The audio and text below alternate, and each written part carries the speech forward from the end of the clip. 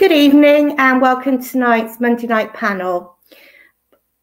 We have a few people on tonight, so it's going to be very busy. Lots to talk about with our 7 points from 3 games. Very exciting. So first of all, let me bring on Vic. Hiya, Vic. How are you? I'm very well, Chris. I trust you are too. On this bright Monday evening, the 1st of March, St. David's Day. So those of a Welsh persuasion, happy St. David's Day. That's all I can say. There you go. Right, so we've got a few people on, so I'll start bringing them on now. So we've got Hans. Hi, Hans. Hi, everybody. Hi, James. Happy birthday, by the way, for yesterday, Hans. A very happy birthday to you. Thank you very much. Happy birthday? What's happy birthday? What's happy birthday in Norwegian, Hans? Hi. Gratulerer med dagen. Say that again. Gratulerer med dagen. Very nice. Well, happy birthday anyway. Cheers. Cheers. Right, I'm going to leave you to it. So enjoy, and I will see you all later. Thank you very much indeed, Chris. I'll just go through our panel once again. Hans J. Tansetter, Josef Tansetter from Norway. Happy birthday for yesterday, we should just repeat. James Spencer from Trust STFC. Johnny Leafield from the Swindon Advertiser, who faces a long and very arduous journey to the northeast tomorrow. And Jamie Newton, a town fan of many, many years standing. I won't see too many menus in there, Jamie. Home and away, and a regular on coach number 1 in the days when we used to have coach travel to games. You may remember them. So lots to discuss tonight. First and foremost, goalkeepers. Our 6th goalkeeper of the season will be playing tomorrow, which I think is a club record, Johnny. I hope you've been chasing these statistics up. Connell Truman, who's on loan from Birmingham on an emergency 7-day loan. So he joins Kovar, Fryer, Travers, Wallacar and Archie Matthews in the goalkeeping position for Swindon. I think I'm right in saying that's 6, isn't it, Johnny? Yeah, you've been reading my stories, haven't you? I'm still catching up, to be honest. I'm trying to find the stats. Yeah, I had a look on the if we'd had more, but I presume we hadn't. Yeah, me and Evs, they were saying last week on the way to Lincoln, we think we have to make some quizzes up to pass the time up to Sunderland, and I think naming all 6 might be one of them. After see how Evs does. Yeah, it's an amazing situation. And Archie Matthews, of course, Jamie came in late on Saturday and was called, I don't know, 10 minutes before the game say was playing. Did okay. You might point at the first goal that went in, but, apart from that, he had a solid debut, didn't he? Yeah, I think, to be fair, I was probably as nervous as anybody with a new debutant coming in such an important game. But I think, to be fair, maybe coming in so late helped him. He didn't have a lot of time to think about it, and he got a good early touch, I think, as well, which probably helped. So credit to him. He didn't do himself any harm, I don't think, and at least he's there as a backup if we need him again, I think. Yeah, Hans, nice to see 2 youth players in the team as well, with Scott Twine and Archie Matthews. It shows that the youth policy is kind of working, doesn't it? Yeah, it does. And I've wanted to see Archie Matthews even before when Kovac earlier this autumn. So I think it's a good thing to start one of the youth players to build some confidence and some experience. Yeah. James, your view on Archie Matthews? A pretty solid debut, I thought. Yeah, no, I think he did a good job. Yeah, I think you're right. I think being called into the team at the kind of 11th hour, I think, has probably helped him because he hadn't thought about it. He probably, I think the manager said, or the coach said, kind of after the game, had he known the night before, he probably wouldn't have slept, the night before. So I think it's a good thing. Yeah, I think it was very solid. I was debating whether or not he was at fault for the goal, but to be honest, it was a pretty hard shot, and I think he was slightly unsighted, but he probably could have done a bit better. But I think, yeah, generally, pretty good debut. Yeah, this is from Jason. How many keepers did we have in the Premier League, and can the panel name them? Well, I think it's 4 off the top of my head. Anybody else want to throw in the names and the numbers? John Sheffield, the first player with number 40 on the shirt. Yes. Yeah. Fraser Digby, of course. Digby. Who was the reserve keeper that was the... Nicky Hammond. Nicky Hammond, yeah. And we're looking for one more. He had a long and successful goalkeeping career, if I remember rightly. Didn't he play for Aston Villa, people like that? I'm trying to remember his... Oh, it's gone out of my head. Shay Given? Shay Given was on loan. Yeah. So I think those are the 4 we had in the Premier League. Jamie, would you go along with that? I think so. I think it seems a long time ago now, Vic, doesn't it? But I guess my worry is that we've still got quite a lot of the season to go to make it a 7th. You know, and there's plenty of time left for an extra goalkeeper as well. Yeah, you weren't born, Johnny, were you, in the Premier League days, were you? I'm not sure. No, I was. I think, I like to say that. I don't know if I like to say, but Swindon got relegated in the May, and I was born in the September, so missed it. I've known nothing but disappointment. Yeah, nothing but tragedy and disappointment. Okay, so that's the goalkeeping situation covered. I was saying earlier that I was having this conversation at lunchtime, and apparently Conor Truman played for Wimbledon against us in the 1-0 victory for Wimbledon earlier in the season. And I can't remember absolutely anything about that game. That's how bad it was. There was one shot on target, and that was for Wimbledon, Johnny, wasn't it? Is that right? Yeah, I tried to log it out of my mind as well. They beat us. Well, I think they just did a classic sort of away team job on us, really, at the time, if I remember rightly. I couldn't tell you much about the game, but he obviously did all right, and kept a clean sheet. I don't remember thinking, God, that goalkeeper's terrible. How have we not scored? It was more, I don't think we were creating anything at the time. So, I'm looking forward to seeing how he gets on tomorrow. It's a hell of a debut. Yeah, not bad going to Sunderland. I think, Jamie, it's the game we were all kind of looking forward to, wasn't it? Going to the Stadium of Light. Yeah, I think it was one of those that despite it being a Tuesday night and a long trip there and back, I don't think any of us would have argued, and we all would have been there without a doubt. And it's just a shame because it's one of those stadiums that you want to grab every opportunity to go to, isn't it? And no doubt we would have taken plenty of people with us as well. Yeah, we would have. Fingers crossed we'll be doing it next season. That's all I can say. Hans, 7 points out of 9 from the last 3 games. Admittedly, to be fair against Crewe, well, we got a win. Let's put it like that. We didn't play very well Saturday. It was an awful game, but a huge 3 points. Played brilliantly at Lincoln. I really enjoyed that game of football. So what has your thoughts been on those last 3 matches? I take the 7 points, but we've been lucky. I think with the overtime goal against Crewe, but I didn't get to see the match on Saturday because of kids, and we had some things here. But I think, the Lincoln game. I didn't see the Lincoln game, but on Saturday I got to see the game, and it was a crappy football game. But at this stage, I will just take the points. So. I was glad we got 3 points.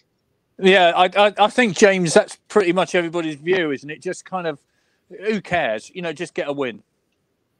Yeah, absolutely. I mean, you can't expect us to be playing beautiful football when the position we're in at the moment. We've just got to get out of the mire, really, and try and get up the table, which is obviously the last few games has been really good. I think I agree with you, though, Vic. I think the Lincoln game was a really great game, and actually we showed what we could do.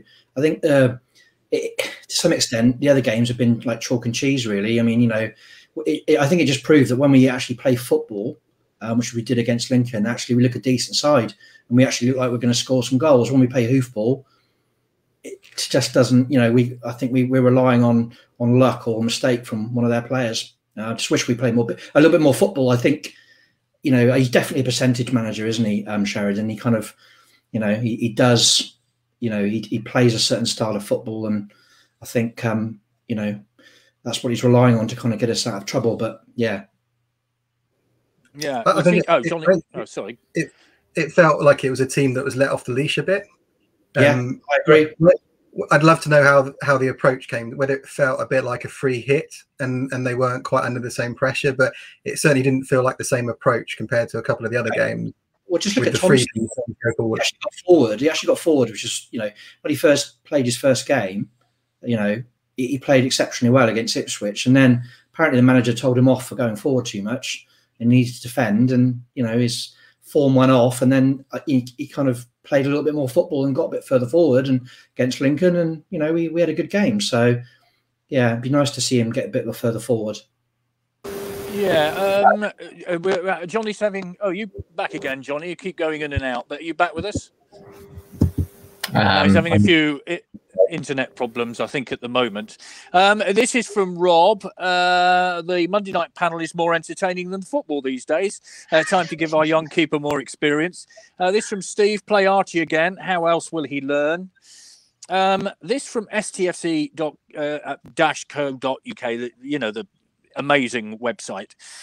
Digby, Hammond, Shane Cook, Stuart Kerr, John Sheffield and Paul Heald. No appearances for Cook or Kerr.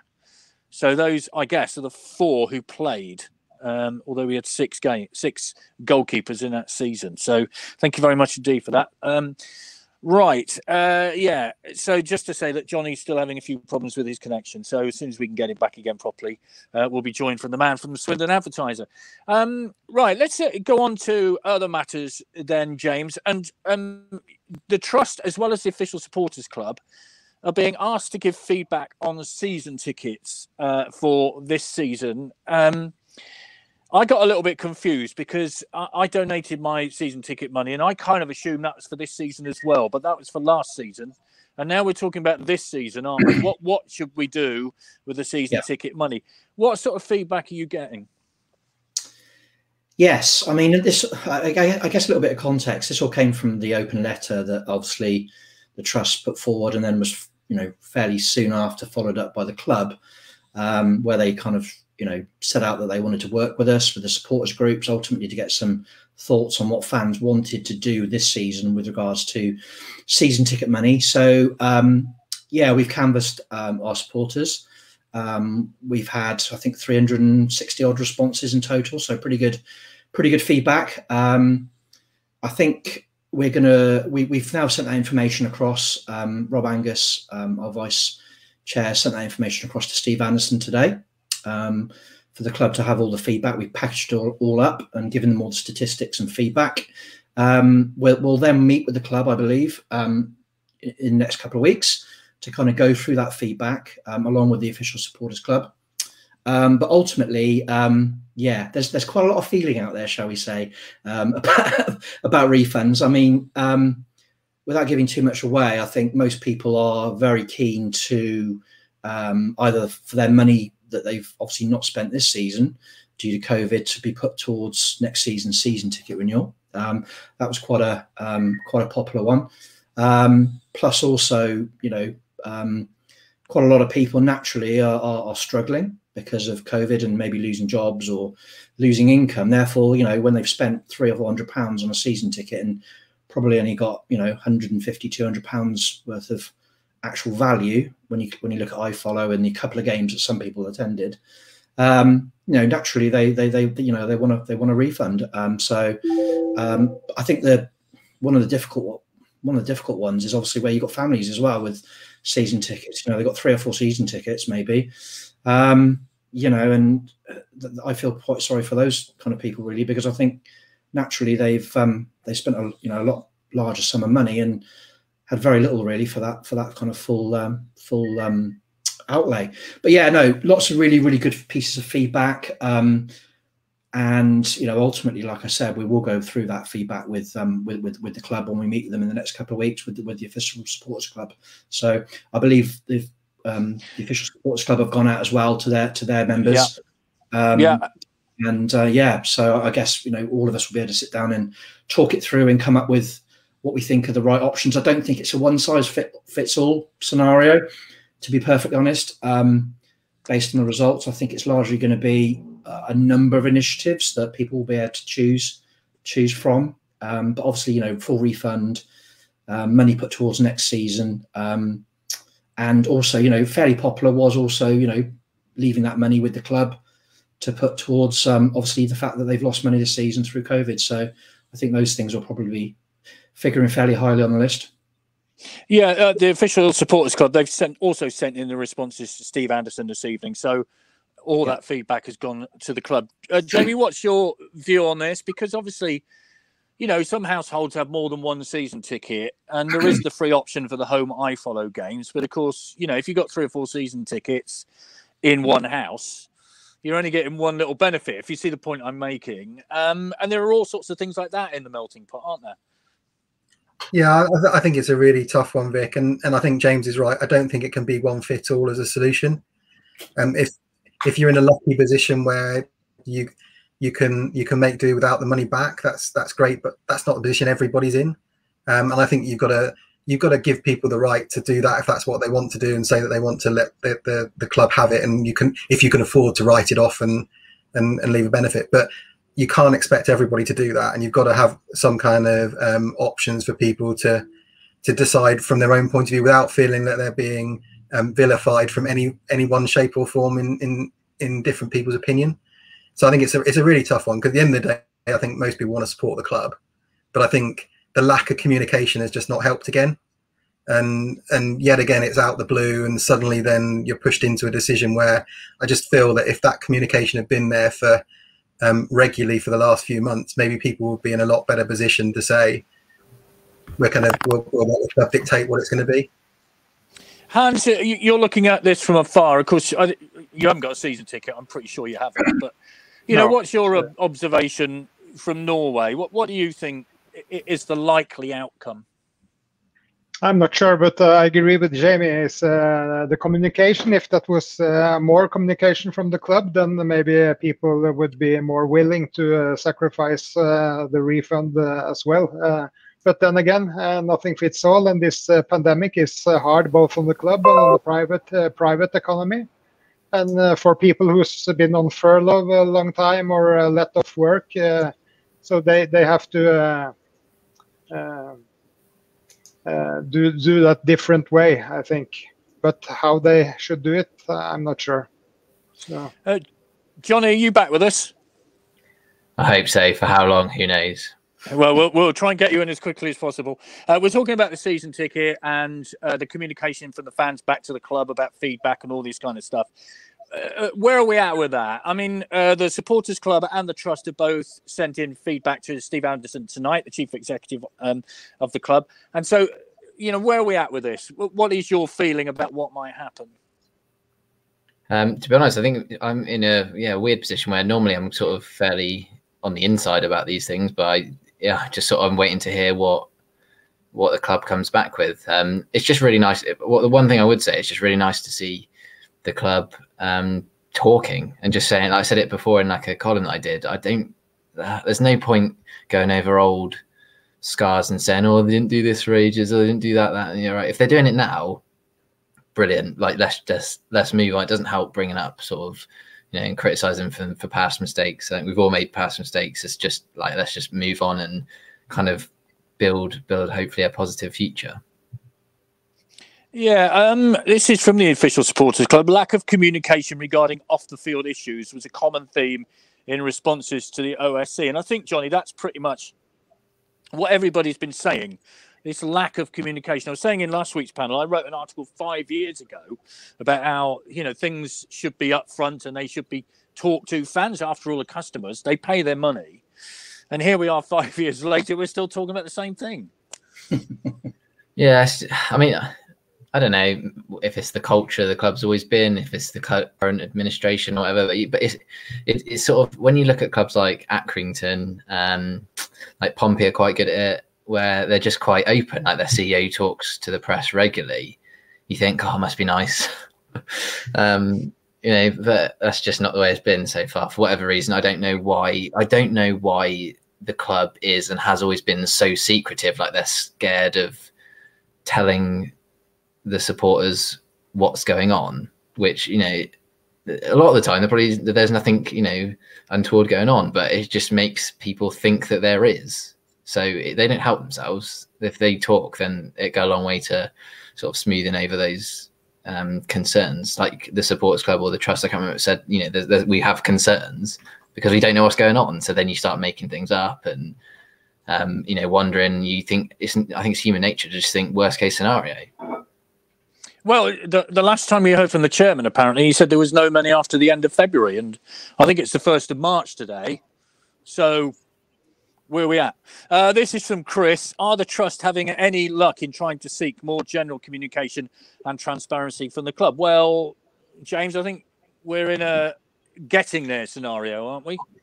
Yeah, we absolutely are. I mean, I think, like I said, we've had some comms through from Rob Angus through to Steve Anderson about our kind of open letter, and obviously, the season ticket element. I think the idea is that obviously when we do go and meet with Steve Anderson with the official supporters club, we'll look to kind of discuss that as well as a season ticket element. So I would say watch the space on that one. Really, it's in progress. Hopefully. This from Derek regarding iFollow. Not everyone could or wanted to watch games on iFollow, which is a fair point. And the supporters club, this was also mentioned in a number of responses, has been fed back to the club this evening. So that's amongst the iFollow issue is certainly amongst the feedback. How's it work in Norway, Hans? I suppose you just kind of have to cough up for every game you watch, do you? Yeah, we can buy a monthly pass or we can buy a yearly pass, and of course single game passes. So that's the three alternatives we have. Yeah.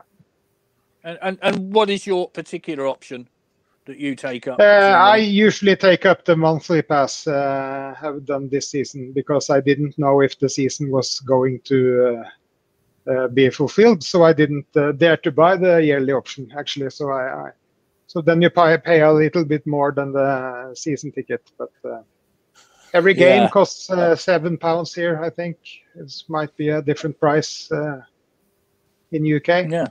Yeah, it's £10 for away games, isn't it? I mean, it's free obviously if you're a season ticket holder, but if you're not, it's £10. So because the iFollow service they started some years ago, it was just for people with IP addresses outside UK. So that's probably we get it a few pounds cheaper, I think.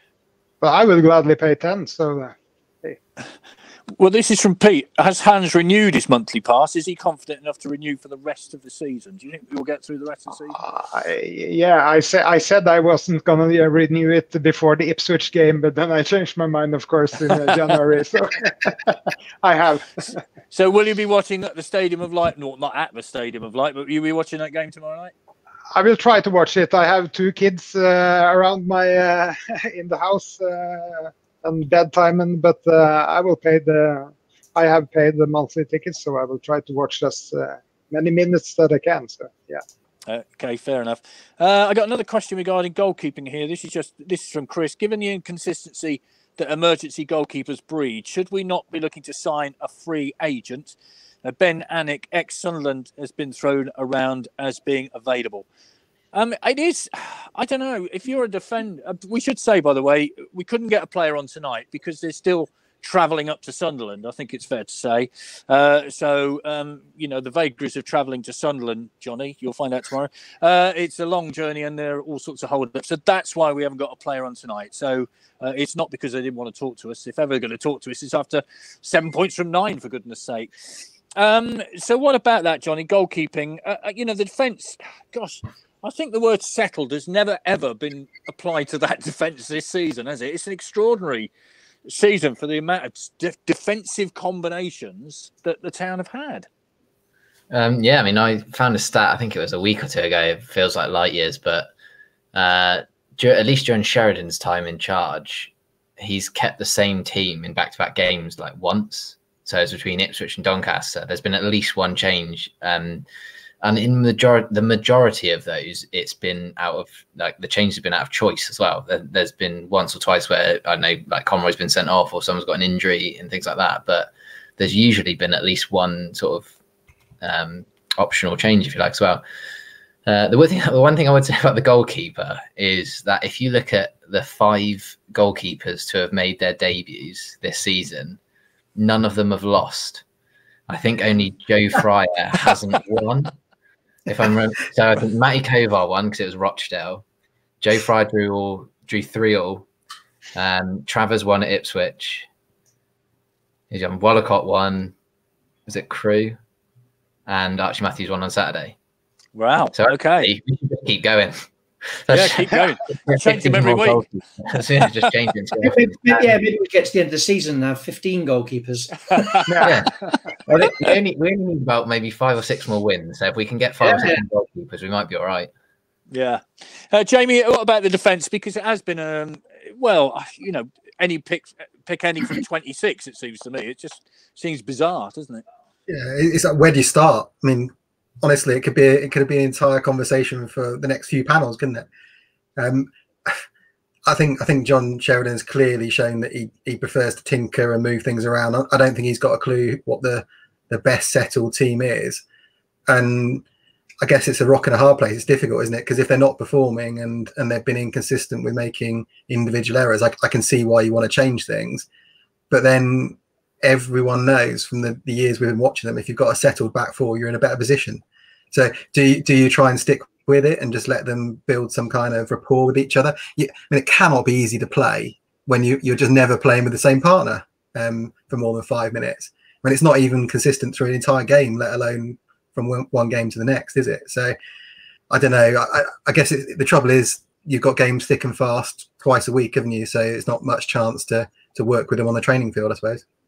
I was just trying to think of the game recently when there were 4 different defensive combinations in one match, which is quite bizarre, really. I can't remember which one it was, but there we go. I mean, what about that, James? It has been crazy, hasn't it? I mean, I hate to go back in time, but, our dealers are the same team for 27 consecutive matches, which is bound to be a bonus for anybody. That doesn't happen these days, clearly, but it can't help, can it, keep chopping and changing?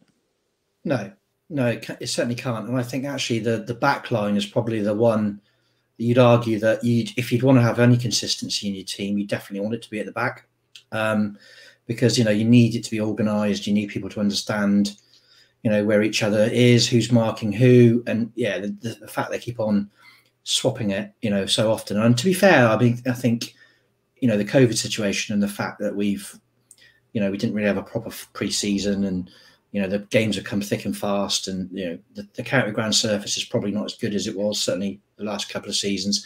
I think all those things have probably contributed to the fact that, people are getting injured more.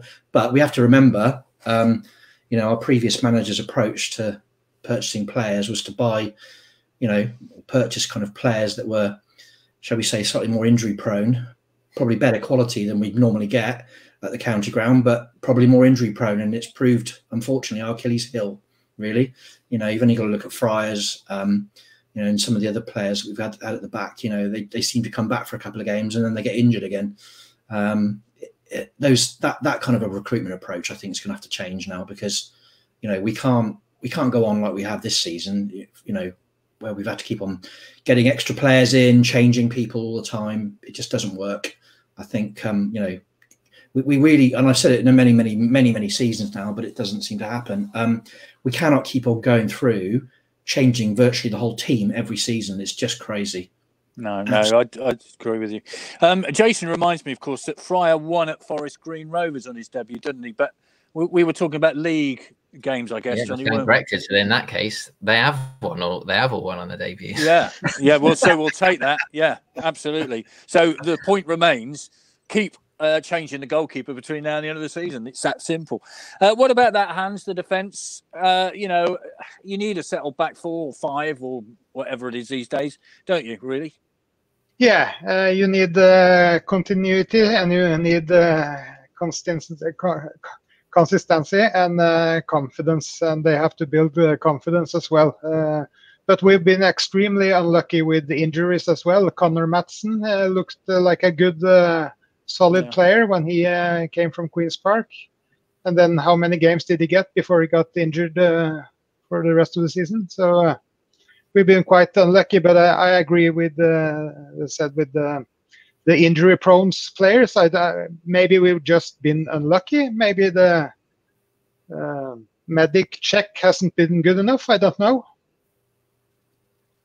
Yeah. So, this is a question for you, Hans. This is from Sean. Do your kids support Swindon too? And I'm just trying to. There's another one regarding. Oh yeah, and from Jason, have you ever seen Jan Åge Fjordtoft in Norway? Is it a big country, isn't it? Yeah, when back in the early 90s, I used to talk with Jan Åge on the phone. He used to call me from Swindon and keep updates. So that was quite nice. I haven't talked to him the last years, but I keep some contact on Twitter with him. And as for my kids, they really don't like football. They are 2 girls, and they but they grew up with Swindon shirts and Swindon pajamas, and so I'm trying. I'm trying my best. Very good. Excellent. Yeah. Well, perhaps they'll play for Norway in the future. You never know. That'd be really good, wouldn't it? No. This is from Stephen. Dion Conroy seems quite quiet. Do we lack a natural vocal leader? I see the point he's making, but I have to say, Johnny, I thought in the last couple of games he's been really good, hasn't he? And you know, he went off, of course, at Lincoln, didn't he? But I thought Saturday played well. What's he like? I mean, you can hear. You're there, aren't you? You can hear. Does he shout a lot? Not really. No. No. To be honest, like I personally, I really rate him as a player. You know, obviously his injuries have been just so unfortunate. I feel we're a worse team with him not there. But yeah, it's been, you know, as there's no one else to chat to, we chat in the press box amongst ourselves, and you know, there's been a few voices that maybe think he's not really the best option to have as captain. I'm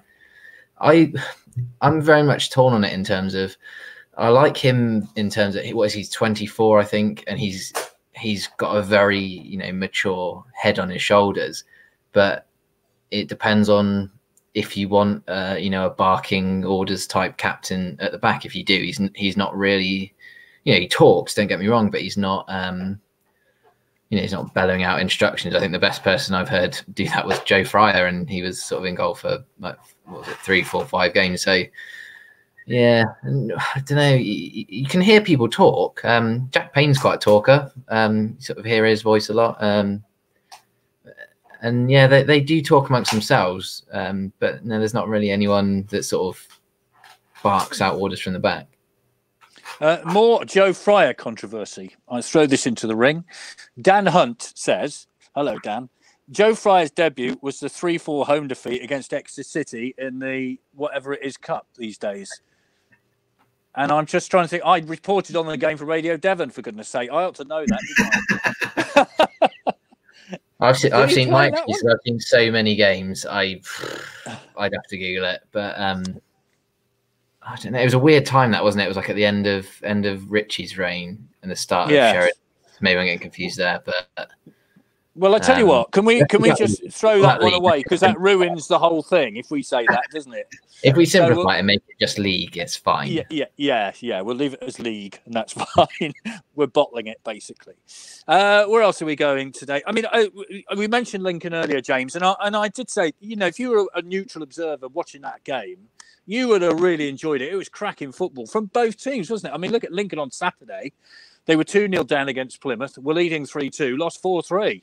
I mean, there's no messing about with Lincoln these days, is there? But that was a great game, wasn't it, last Tuesday? Yeah, it was absolutely brilliant. It was probably let's be honest, the quality hasn't been great this season from us.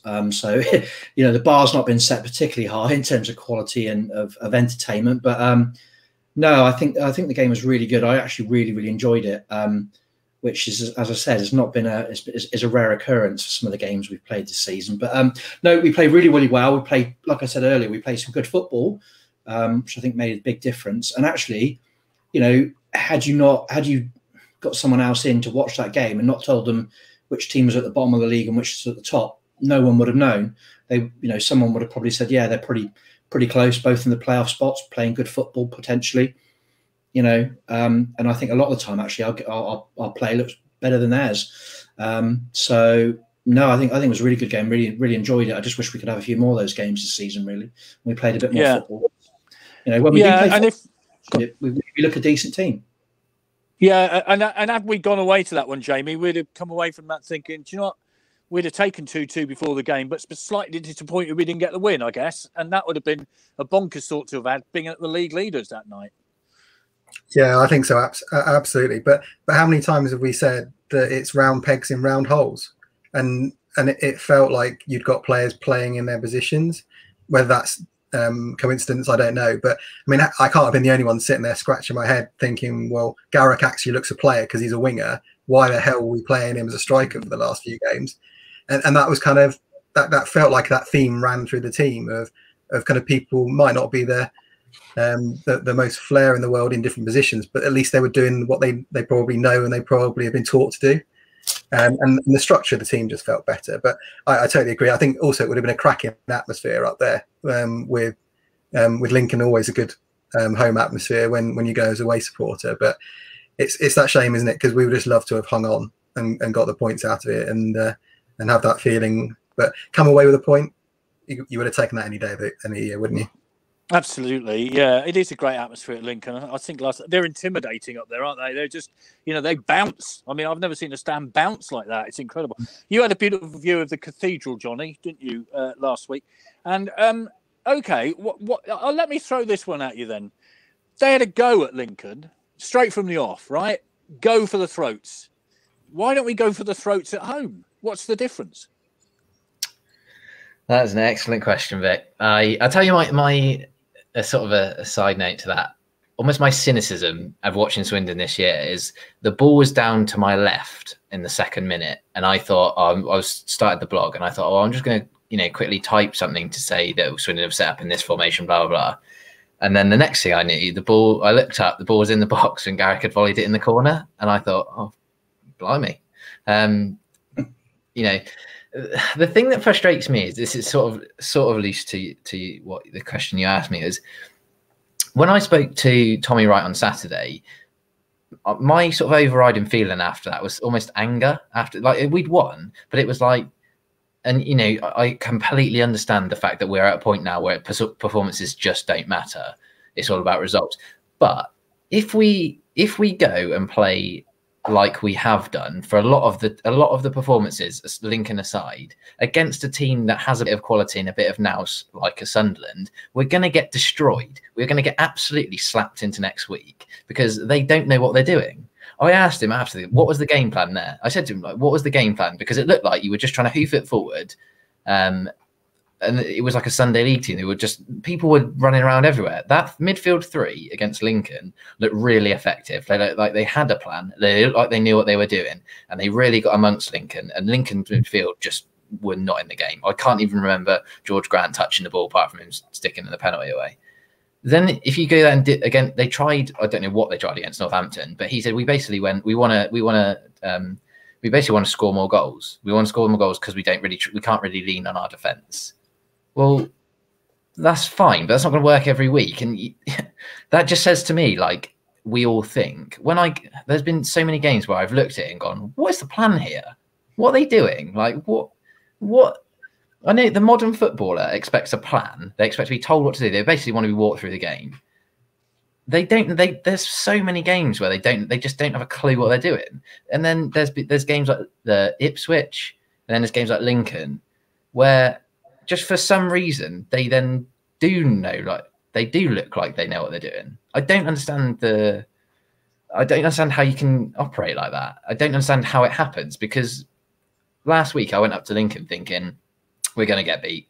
This is pointless. Like, I don't know where I'm going here. We're just going to get beat because we don't have a clue. We don't have a plan. And then we go up and rock up and suddenly probably should have won that game. Yeah, let's be fair. We should have won that game, actually. We had a couple of chances. Pittman hit the bar and he should have scored. Garrick's, I think near the end, sort of blew up a little bit. But so I don't know what to think tomorrow. Like, I'm sure we'll talk about it in a bit, but it's a bit like, I don't know what to think tomorrow, because by rights, if you look at the last week, you think, actually, we might grind out a point. And then, it cuts to 24 hours later and I'll be driving back from Sunderland thinking, how have we just been beaten 6-0? That's just what we get with this team. Great. We look forward to that then. There was an amazing moment when I was watching iFollow last Tuesday when it said shots and it said Swindon 13. And I thought, is that for the entire season or for one game? 13 shots. And that was like, what happened there? How did that happen? It's incredible. You didn't see the game, I don't think, Hans, did you? But, would you prefer Swindon to go for the throat and have a go tomorrow night, or just sort of sit back and defend and get stuffed? What is one? Which would you like to see? Which Swindon would you like to see turn up at Sunderland? The first one. Start with the front foot and go try to attack Sunderland, actually, and not sit back. If they sit back, they are 1-0 down after 5 minutes. That's been repeated all the season. So we have to be a bit more aggressive, I think. And according to a lack of planning, a game plan, that must be also confusing for the players. Just look at Matt Smith after Sheridan came in, although he didn't get many chances, but he was probably the best player we've had all the season, footballing-wise. And of course, this team doesn't fit Matt Smith. So. I think we are lucky to have 7 points in 3 games. And also, we are quite lucky to have Scott Twine because we need a player with this sort of lack of game plan to make something special. And as far as I can see, Scott Twine is the only player that can make something special. And he also had a free kick in the post against Lincoln as well. And also, of course, the goal against Ipswich, and then the winner now on Saturday. So what if we didn't have Scott Twine back? So thankfully, we got him back in January. Yeah, you kind of sort of preempted what I was going to say next, actually, the form of Scott Twine. He's beginning to come into his own now, James, isn't he? And also, I'd say Jonathan Grounds, you've got to point to him for the last couple of games. He's looked half decent, hasn't he? He didn't look great before Christmas, but now he's beginning to look okay. But Scott Twine, we are really seeing the emergence of a player now, aren't we? Yeah, absolutely. I think the thing that really delights me about Scott Twine is he, and I think it's been said in a few interviews as well. He's the first one on the training field and the last one off the training field. He spends a lot of time practicing, his free kicks and everything else. And you're just really pleased that someone that puts that amount of effort in and dedication is actually coming good now.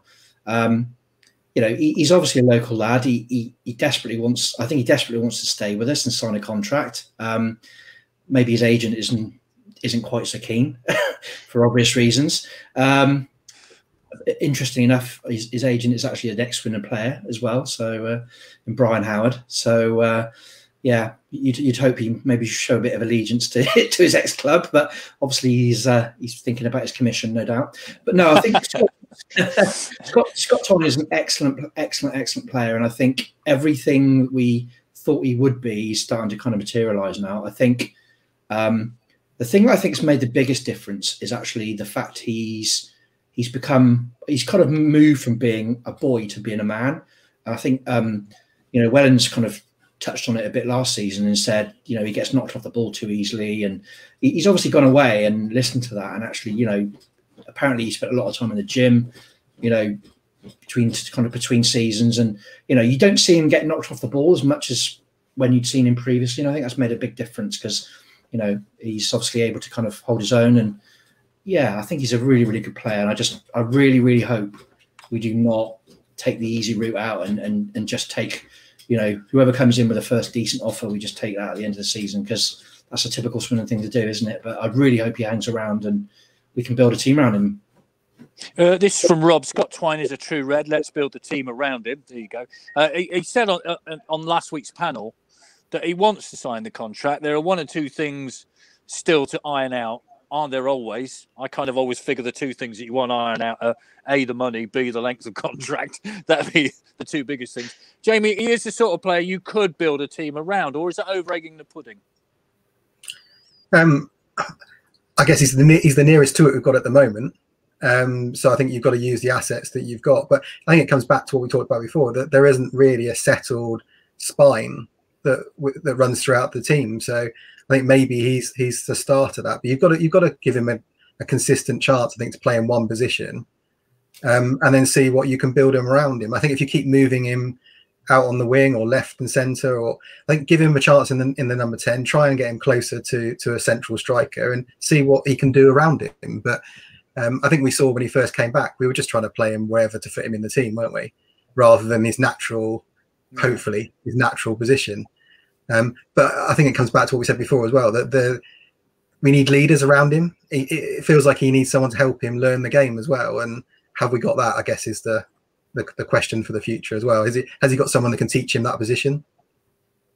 Yeah, I mean, he's still a boy, isn't he? He's still learning. So we should actually remember this. This is from Derek. The biggest thing with Scott Twine is that he wants to play for the club and is still improving. Chris says Scott Twine's looked ready for a year or two. So lots of comments coming in regarding Scott Twine, Johnny. What did you learn Saturday that we didn't know already, that he wants to sign for the town? It's dotting the I's and crossing the T's and whatever those T's and I's might be. Yeah. He said to us afterwards, he's he sort of not swerved it, but he was a very, I want to sign here. I'm a Swindon player. I'm going to let my football do the talking, that sort of thing. I don't know. I think looking at it, it's very difficult, even reading either my stuff or whoever. But when you look someone in the eye, I feel like he does want to be here. I don't know what's going on behind the scenes that's stopping him signing the contract. But I wish they'd stop messing around, because, ultimately it should be the player's choice. Yes, Brian might be in his ear going, well, you can earn more somewhere else. But let's not forget, I think Scott, it might be worth reminding Scott that this time last year, I don't think it was, too far of a stretch to think that he was thinking, I'm lucky to still be a professional footballer. He was like, I don't know if I'm good enough, I think, back then.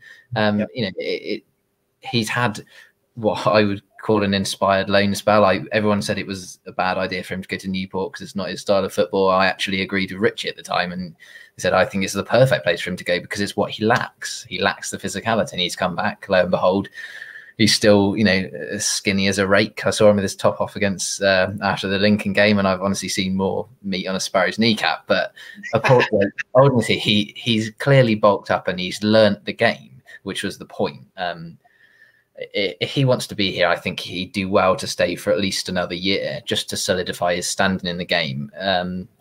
If it comes to next January and someone comes in with a stupid figure, a championship club coming with a stupid figure, it's like $1 million upwards, then you go, well, all right, we can't sort of turn our nose down at that sort of money. But if people are coming in with, it's a little bit more than what we're asking, I'd say no, because he is the sort of player that you would want to start off. He's that diamond, isn't he? That when you think, we've got a striker like Brett Pittman who is finally showing kind of what he can do. You've got Scott Twining behind him. Garrick is exciting to the wing. You've got Missile, who's the kind of powerhouse behind Matt Palmer, who's technically good.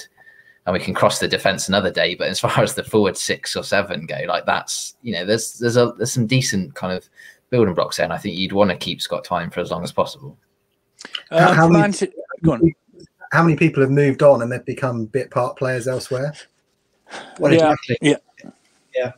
It's sort of the coin toss that you make. I think it's people that have gone on, left Swindon and done quite well. You maybe look at sort of Nathan Byrne. I think he went, he was done all right for a little bit, and then I think he's now, a solid championship player, and you kind of turn around and go, where did that come from? He was good, don't get me wrong, but to be a consistent championship player is still a step up. The same with sort of Mass. Obviously, you could see he had talent anyway, but we all know there's players that have jumped, taken the money and the chance, and have kind of killed their career. So, and it's not just at Swindon either. You see it all the time. Players jump too early, and then ultimately curtail their career because they made a move that they just weren't ready to make. Yeah. Lots of comments coming on. I'm just going to read through a few. This from Anthony. Grant must have been hit by Tyson Fury to still be suffering from concussion. It is a very long concussion, I have to say. What do the panel think of the alleged $5,000 a week that Jack Payne is on? Value for money. Well, I have no idea if he's on that or not. Well, interesting enough, he was earning $6,000 a week when he was at Lincoln, which was confirmed by their board when we negotiated, because I think by all accounts we couldn't afford him. And I think Richie came out and says that that Lincoln had done us a favour. I don't know what they did, whether they paid him off or whatever, but I wouldn't be surprised if he's earning that kind of sum of money, but does seem exceptionally high for what is a third division player at the end of the day. My view has always been, if a player can get the money, then good luck to him, quite frankly. Whether it's not his fault, the club's going to pay it, is it? The club pays it. This from Rob. With Lee Power looking to sell the club, will he see Twine as his last big payday? Well, nothing can happen till the summer now anyway, can it? So it's as simple as that. From Jim, 1 month on. Hans, how about this one? 1 month on, this from Jim. How does the panel think we are missing Matt Smith and DJ? What's your view on that? You mentioned Matt Smith earlier. Yeah, I think, but with the lack of game planning that Sheridan has, they are probably better off with the teams they are back to now. So I'm not sure if they would have gotten any game time if they still was here, quite frankly, even though they were the 2 best players we had. But we don't play football anymore, do we? Yeah, that's my opinion. Unless we're away at Lincoln on a cold Tuesday night, then we do play football, apparently. Yeah, of course. And away to Ipswich. Yeah, on a cold Saturday night. Yeah, quite right. Yeah. And let me give you this one as well. This is from Stuart. Pittman's game has improved due to Twine being in the hole. He's not as isolated as he was previously. And I was going to say that one of the points I was going to bring up, what Pittman does, he doesn't score what I call wasted goals. He scores important goals, doesn't he? And if you look on Saturday, he got the winner. He scored a goal at Lincoln. He doesn't score wasted goals, does he? Which, strikers do sometimes. So what's your view of that, Hans? I think Pittman is getting fitter and fitter than he was in the start of the season, and he uses his experience. So the header, it was a smart header. It was a soft header, but it was so smart that it was the winning goal on Saturday. So, yeah, all credit to Pittman, and his work rate has also been a lot better than early in the season, I think. So he's building his fitness, and he's probably the best, the only real striker we have at the moment. It was comedy gold, that, James, wasn't it, that winner on Saturday? Yeah. It was kind of like, come on, goalkeeper, get it. Oh, okay, don't. But it was important. I'm glad he didn't get it, really. Exactly. I have to say, though, you have to give a lot of credit to Garrick, don't you, for that goal? The fact that he didn't give up on that ball, and then he put a decent kind of cross in. The goalkeeper was, not the best, probably, overall. And we've seen some bad goalkeepers this season play for us. But yeah, he didn't look a great keeper. But I think Pittman seems to have. I agree with Hans about his fitness. He's definitely got fitter. I don't think he's ever going to be a sprinter, shall we say. He's never going to be a particularly quick individual, but he's obviously got a good football brain. I think the thing that's made a big difference is he doesn't look quite so isolated up front on his own. He was playing a lot of the time in previous kind of months gone by up front on his own, and every time the ball came up to him, he either lost it or just wasn't able to get it. And I think having someone like Garrett kind of up alongside him, with a bit of pace, I think is a good foil. I think they work quite well together, and I think I'm hoping that kind of continues. But no, it's good to see him actually scoring some goals. And you're right, they are important goals. I think I think he could have had a couple more on Saturday as well. There was a couple of other chances, wasn't there, that he had? There was so it'd be nice to see him continue scoring and hopefully help us get out of the problems we've got. I mean, he's the archetypal big man up front, isn't he, Jamie? And, if you're a defender, trying to shove him off the ball must be a nightmare. Yeah, I mean, I think he's a handful, isn't he? But I think, as the guys have said, it's all well and good having those battles. But if there's no one in or around you to pick up the ball, then you just end up giving it straight back to the opposition. I think that was the problem for a long time. It didn't matter whether he was having a battle or not. There was just too many people around him picking up the pieces. But I think we want him playing between those tram lines. We want him playing in the box. He's not going to be the kind of player that you want to stretch left, right, and be working all over the pitch. And so it comes down to, can we give him some service? Hopefully, if we can get Garrick and whoever, whether it's Thompson, whoever down the flanks, maybe if we can put a bit more service into the box, then he's the kind of person you want finishing them off. This is from Mark Merriman. Hello, Mark. Tom Broadbent has made a massive difference to the defence. Finally, a proper defender who can tackle and head it. And you do want one. You want a muck and bullets defender, don't you? That's a definite point. This one's from John for Johnny. This is from Chris. I moved to Sunderland in October. It's a long drive, but the weather's nice right now, and we've got a lovely beach. Editor's note: probably not the best time for someone living in Wiltshire to be visiting a beach on Wearside. Probably not. You might get asked 1 or 2 questions, so don't hang around the beach, Johnny, tomorrow when you get there. Simple as that, really. Right, let's have a look. Brett Pittman, Johnny. what's your view? Because they are important goals, aren't they? And you know, if a player scores a hat trick and you still lose 4-3, they're in a lot of ways they're wasted, aren't they? But what you want is somebody to get the important goal, which is, you know, what he's been doing lately. Yeah, I think he's. I'm pretty sure the stat still exists, or still is correct that when he scored, Swindon haven't lost. I think it's 4 wins, 2 draws. So he said he's not scoring wasteful goals. He's scoring goals in games that matter. But you know, I've heard a lot about his work rate and his body figure. You know, this, that, and the other. Quite frankly, I don't care about any of it. If he's scoring and he's carry on scoring important goals, he can eat what he wants. He can look like however he wants. Yeah. By the way, I think his figure is a little bit like with a shirt on. Maybe does him a bit of a disservice because he is actually pretty. I've seen it again. You know, when he's walking towards the shower, he looks pretty good to me. You know, yeah, I don't. He's not someone that runs around. He's not a Jerry Yates. You know, that's just not what he does. You know, Tyler Smith is your Jerry Yates this year. Brett Pittman is your Owen Doyle. That's sort of how it's worked this year. If he scores, if he gets to 10, 12 goals, you know, 12 goals upwards, we'll probably stay up because he's the one that scores the important goals. And I think he said it a few times actually in interviews where he's gone that my career speaks for itself. And initially I was thinking, well, yeah, you might have had a good career up to now, but like, you know, you haven't shown anything, or, you know, you haven't shown much to sort of to prove that point since. But yeah, it's definitely this calendar year, he's proven that actually he has still got it. You know, you might need to give him 2 chances, but he'll definitely take one of them.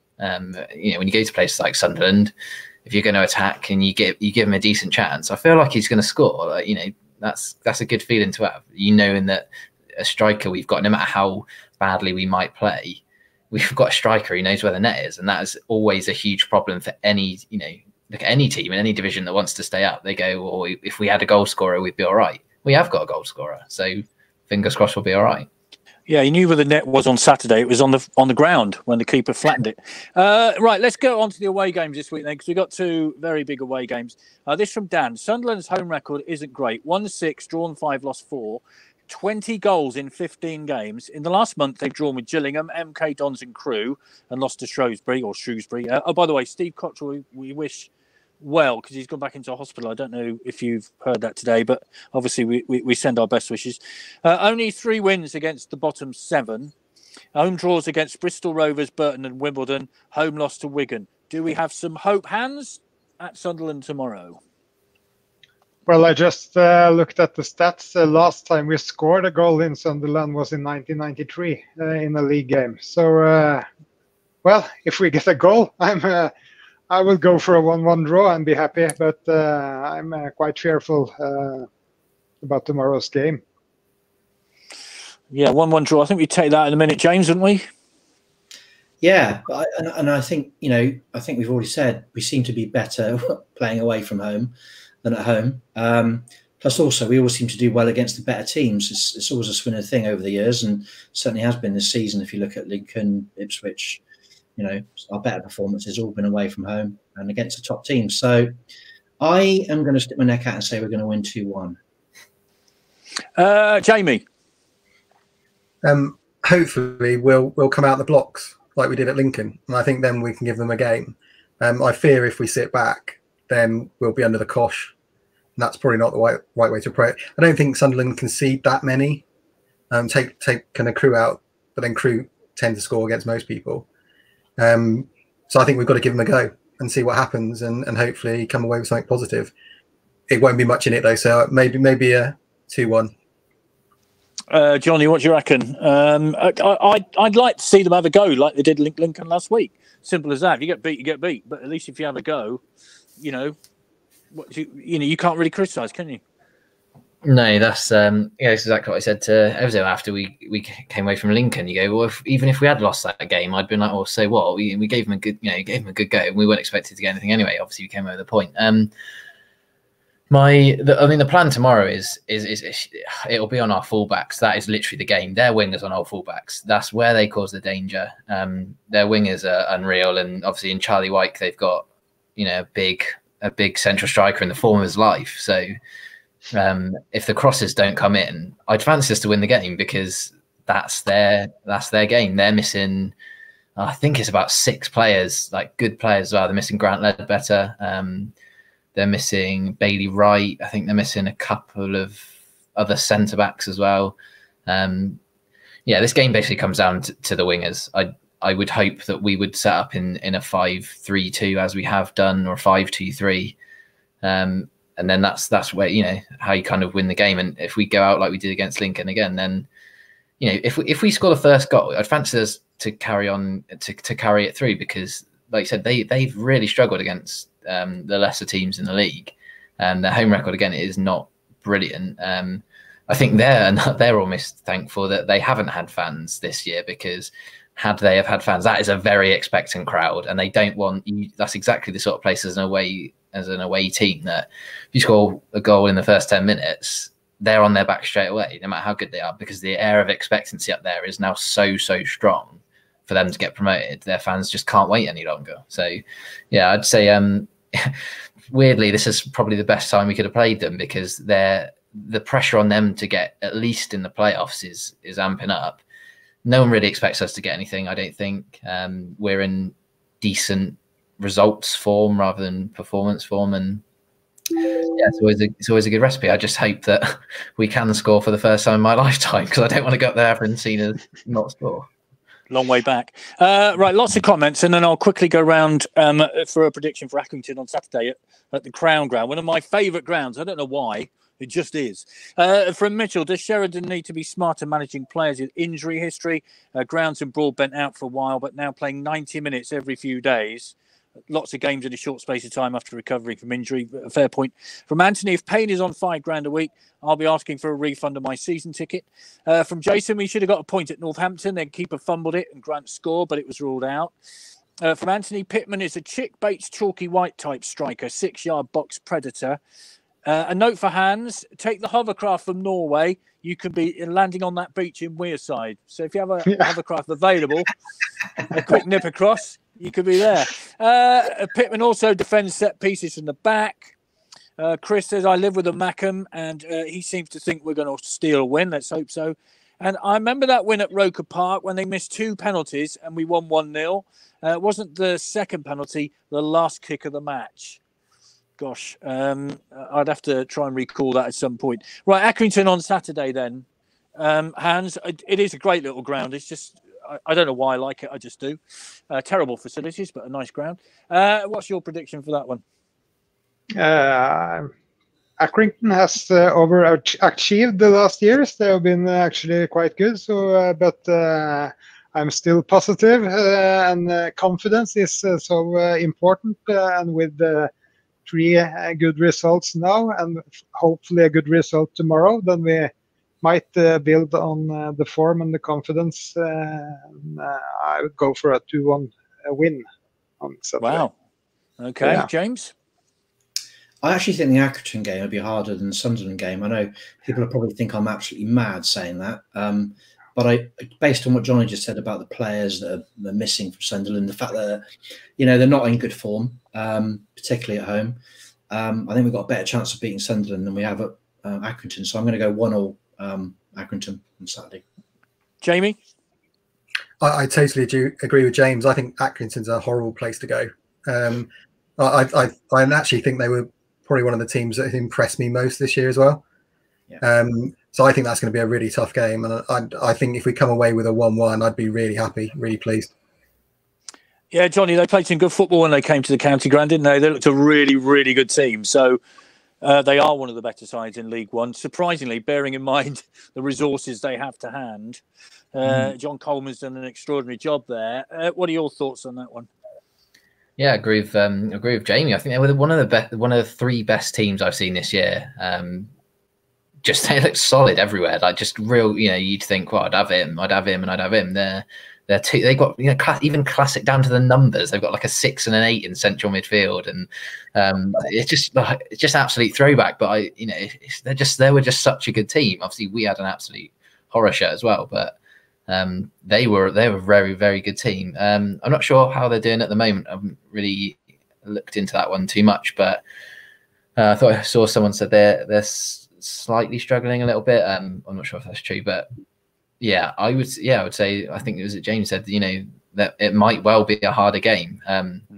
I personally can just see it as one of those where we'll probably do okay tomorrow.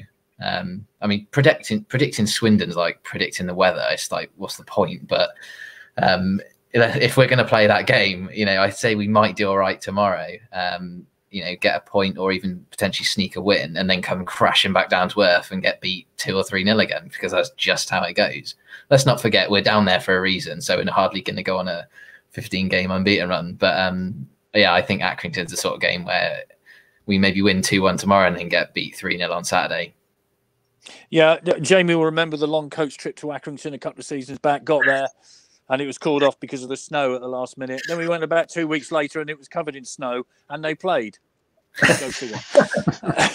Anyway, gentlemen, thank you very much indeed. Thank you very much for your contributions this evening. Chris, welcome back to you. Hiya.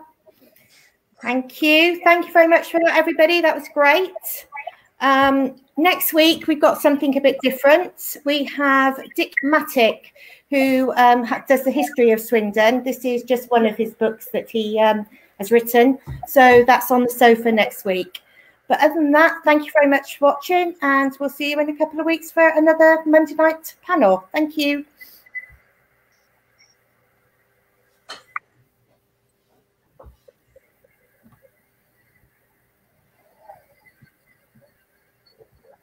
Hello. Hello. Sorry. Oh.